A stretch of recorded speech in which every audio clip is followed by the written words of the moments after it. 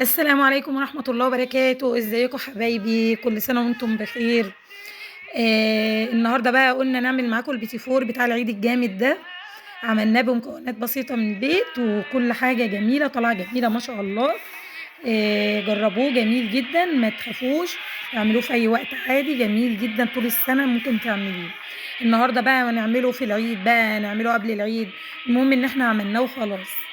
اللي متأخر زيي وحابب يعمل يالّا ييجي يعمل معانا بقى.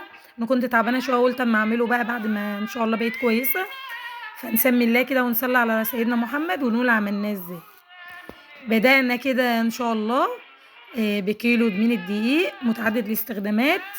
لو حابة تعملي دقيق من غير مثلًا يكون متعدد يعني دقيق عادي جدًا، ممكن تستخدمي معلقتين نشا معاه بيعزّزه وبيخلّيه جميل وبيطلع معاكِ تحفة. معايا أنا الضحى ما احتاجش أي إضافات لا للزبدة ولا للدقيق إن شاء الله. معايا 4 بيضات بحرارة الغرفة، كل المكونات بتاعتي بحرارة الغرفة.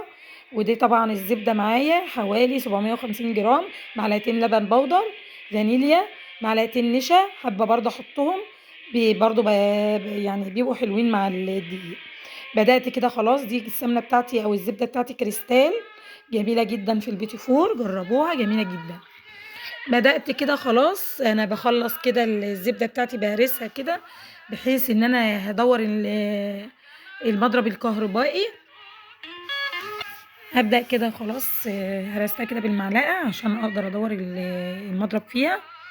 وطبعًا هانزل عليها بالسكر، السكر بتاعي حوالي كوبايتين من السكر البودر، أنا منعماه في المطحنة بتاعة الخلاط، وبيبقى فريش لسه عاملاه يا دوبك قبل ما أعمل على طول باكون عاملاه، ما باسيبوش يتكتل معايا ولا أي حاجة، وباكون ناخلاه برضه، بانخله بعد ما باعمله عشان يطلع معايا حلو حبيباته يعني بعيدة عن بعضها. بابدأ خلّصت كده أول سكر مع الزبدة يدوبوا مع بعض، بابدأ أنزل بعد ما بقى القوام معايا مفتح كده وكريمي، بابدأ كده أنزل بيضة، بيضة بالفانيليا بتاعتي، فانيليا سايلة أو فانيليا عادية، بيضة، بيضة أحط فانيليا عشان الزفارة. أنا حابة أحط فانيليا سايلة وفانيليا اللي هي العادية البودرة. بدأت كده نزلت بالفانيليا مع البيض، ال4 بيضات باحطهم تدريجيًا، ما باحطش كل حاجة مرة واحدة، حتى الدقيق باحطه تدريجيًا. أبدأ كده خلّصت أول بيضة، تاني بيضة بالشكل ده، هابدأ أقلّب بقى تقليب كده لحد برضه ما القوام يبقى كريمي برضه أكتر وأكتر. أبدأ أقلب كل بيضة على حدة كده. البيضة اللي بعد كده بافضّيها طبعًا في طبق الأول أشوفها كويسة والّا لأ، مدى جودتها. بدأت كده ألِف كده البيضة برضه دي معايا والفانيليا برضه.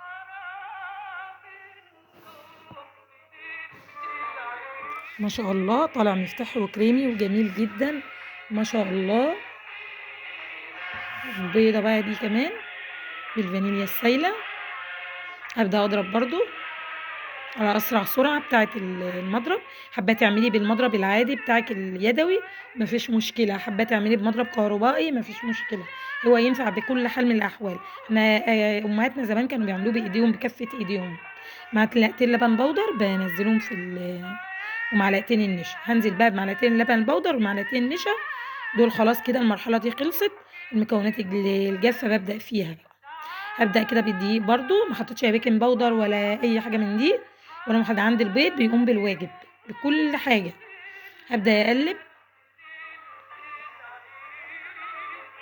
خلّصت كده بقى القوام عندي بالشكل ده. هابدأ أنزل بالدقيق ده تدريجيًا، كوباية، كوباية كده ناخلاها في نفس اللحظة بانخلها، عشان أنا لو سِبته شوية ما بيبقاش حلو، فناخلة على طول أول بأول كده بانخله، يبقى هايش معايا وجميل، هش وكريمي وجميل. أبدأ أقلّب بإيدي بقى طبعًا بصوابعي دائري.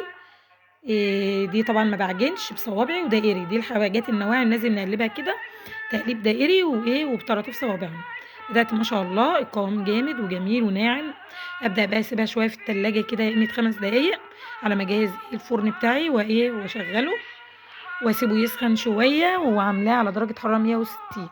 أبدأ آخُد يعني أقل من نُص الخليط بشوية أو ربع الخليط، باخده كده أعمل عليه معلقتين كاكاو منخولين برضه، وأبدأ أنزل عليهم بحوالي معلقة صغيرة من السمن البلدي أو الزبدة البلدي، وأنزل عليهم برضه عشان إيه، في نفس الوقت أدّي له طعم حلو، وفي نفس الوقت إيه، ما بقاش كتّلته بالكاكاو. خلاص كده باجهّز بقى الكيس بتاعي. أنا جايباه كيس الحلواني ده، كان عندي كيس حلواني اللي هو العادي ده بيتقطع، باجيب اللي هو القماش ومعاه البلة بتاعته على شكل وردة، وأبدأ أشكِّل التشكيل بتاعي زي ما أنتم شايفين ما شاء الله. هابدأ كده خلّصت كده ما باخدش الكمية كلّها مرّة واحدة في الكيس، أنا باخد كمية صغيّرة عشان أقدر أشكِّلها بسهولة وما تتقلش في إيدي، تبقى كويسة معايا. خلّصت كده الكمية بتاعتي اللي هي اللي أنا هاحطها في القُمع، هابدأ كده أشكِّل أول تشكيل، أورّيكم الكبيرة وأورّيكم الصغيّرة بنعملها إزاي. دي الكبيرة بتدّي على شكل وردة وفيها زي جزء من تجويف من النُص، حابة تعمليه وتخرميه شوية وتخلّيه س صابليه، ممكن تعمليه بحيث إن أنتِ تحطّي فيه مربى أو حاجة أو تجوّفيه شوية. حابة تعمليه كده على شكل وردة صغنّنة، برضه بيبقى جميل جدًا، كُلّه جميل ما شاء الله. اعملي بقى هابدأ أعمل اللي هو الصغيّر وأورّيكم شكل الصغيّر عامل إزاي. الصغيّرة ما باضغطش عليها كتير، باضغط عليها ضغطة صغيّرة بتطلع صغنّنة وجميلة. اللي بتطلع معايا مش كويسة ممكن أعيد استخدامها تاني، بس هو ما شاء الله طالع جميل جدًا، جدًا، وحاجة كده حلوة أوي. أول مرّة أجرّب اللي هو شكل الوردة ده طالع جميل معايا جدًا. شايفين الصغيّر والكبير شكله إيه؟ ده حلو وده حلو ما شاء الله. حابة تشكّلي الشكل ده حابة، مش حابة اعملي الصغيّر جميل جدًا. وعندي برضه حاجة تانية باشكِّل بيها فرع الشجرة أو الوردة اللي هي المفروشة اللي زي الشجرة ده، هاعمل بيه اللي هو البُني. بدأت كده خلّصت كده كمية الصينية الأولانية، عمل معايا ما شاء الله كمية كبيرة وصواني كتير ما شاء الله. أنا ما صدّقتش إن كيلو دقيق بس أو الكمية دي هتعمل لي الكمية الكبيرة دي، ما شاء الله ولا حول ولا قوة إلا بالله، أحسن من الجاهز بكتير. كنت هتشتري الكيلو الجاهز ب200 جنيه، أنا بصراحة استغليته 200 جنيه، حرام إن أنا أحُط فيه 200 جنيه، أنا أعمله بإيدي وأحسن، ولا مُحسِّنات ولا حاجات وِحشة بتتحط فيه ولا حاجات مُضرة، أعمله ببيتي وبمكونات بسيطة ومكونات طبيعية من بيتي أحسن من أي حاجة، وهتوفّري صحتِك وهتوفّري في فلوسِك، ما شاء الله. حطيت برضه الأبيض مع البُني عشان أعرف سِواه، لمّا بتحطّي البيضة مع البُني بتعرفي إن هي استوى من البيضة. حطيت واحدة هنا مع ده، وحاطة ده شوية مع ده وشوية مع بنفس الطريقة كده وهكذا كل صينية أحط فيها بحيث إن أنا أعرف إن البُني استوى. بابدأ مجرد إن بياخد لون دهبي بس بسيط كده من تحت، باعرف إن استوت، باسيبها شوية صغيرين بس قيمة 3 دقايق وباطلّعه بيبقى ما شاء الله جميل جدًا. بدأت كده حطيته في الفرن على درجة حرارة 160، طلع في 10 دقايق بالمنظر اللي أنتم شايفينه ده، ما خدش 10 دقايق 11 دقيقة بالضبط. بدأت طلّعته كده، ده اللي أنا الأبيض هابدأ أزيّن منه، والبُني هاسيبه كده محتفظ بالبُني بتاعه شوكولاتة كده جميل.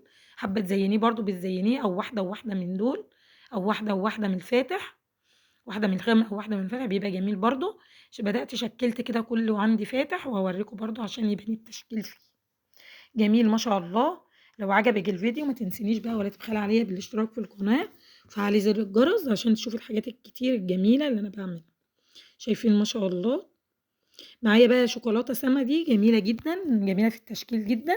جِبت 2 واحدة بيضا وواحدة سمرا، دي بتبقى أرخص حاجة في السوق، بتبقى ب30 جنيه ما شاء الله جميلة جدًا. باخد نُص قالب من ده ونُص قالب من ده، خلّص لي ما شاء الله كمية كبيرة وفضل مني كمان. بدأت كده مش هاحطه كده، أنا حاطاه في بولتين، هابدأ الأول أقطّعه يعني أحاول إن أنا أبشره، وهابدأ كده في حمّام مَيّة سخنة ومعايا مربى وجوز هند وفرماسيل وسوداني مجروش أو مكسرات أي حاجة عندِك، وهابدأ أكسّر كده الشوكولاتة بتاعتي بالشكل ده كده، وهابدأ أنزل بيها في الحمام المائي بتاعي، وباحط عليها نقطة زيت لكل بولة، هاحط عليها نقطة زيت زي ما أنتم شايفين هتشوفوا دلوقتي. بدأت كده قطّعت البُني برضه ونزلت بيها، طبعًا المَيّة غليت عندي في الصينية، هابدأ أحط بيها البولتين وهاسيبهم أشتغل بيهم هيفضلوا سخنين معايا وسايحين طول ما أنا باشتغل.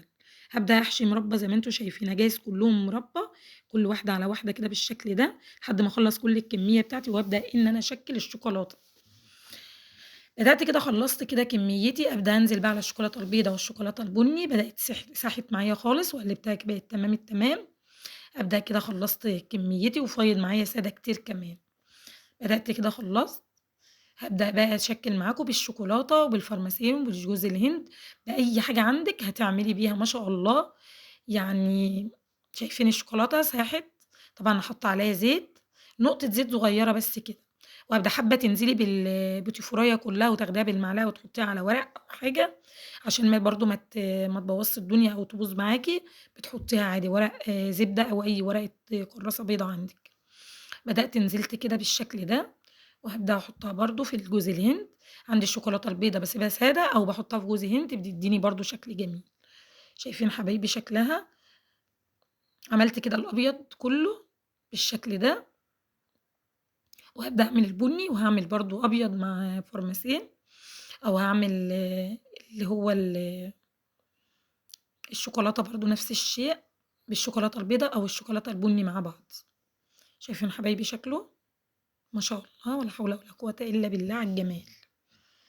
جميل، جميل، جميل، جربوه والله العظيم أحسن من الجاهز، لو قُلت لِك بمليون مرة مش هتصدقيني إلا لمّا تجربي بنفسِك وتشوفي.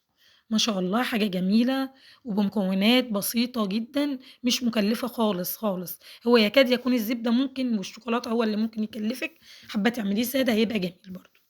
هو طعمه سادة غني عن التعريف بصراحة. شايفين ما شاء الله، حابة تحطيها كلها في الشوكولاتة بودان السوداني المجروش عندي عاملاه في المطحنة، وده عندي البارميسان، وده عندي الجوز الهند. ما شاء الله، ما شاء الله، جميل، جميل، جميل. شايفين؟ عندك مكسرات برضه جميلة، تبقى جميلة فيه. شايفين حبايبي؟ كل عام وأنتم بخير، أحلى عيد مع أحلى بيتي فور هتعملوه. يالّا مستنيين إيه؟ ما تقولوش اتأخرتوا ولا حاجة، هتعملوه في أسرع وقت إن شاء الله. ما شاء الله.